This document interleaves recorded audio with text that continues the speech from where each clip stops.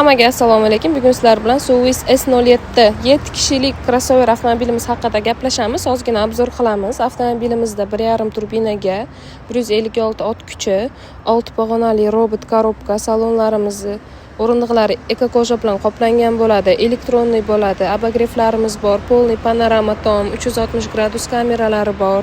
Salonimiz juda ham chiroyli, bogatiy stilda ishlangan. Avtomobilimiz 7 o'rindiqli bo'ladi.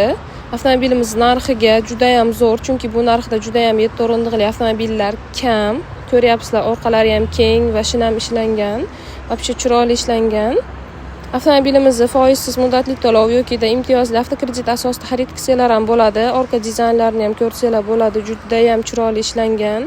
Oldi ham, orqa ham. Avtomobilimizning gabaritlari ham ancha katta.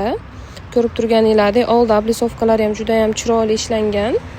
Bizning manzilimiz to'g'riroq ko'rsatma 80 metr aylanma yo'li. Mana tashqarimiz. Bemalol shu lokatsiyaga orientir qilib kelaverasizlar. Shunday Suvis deb yozilgan. Bemalol avtosalonimizga kelib ko'rsanglar bo'ladi.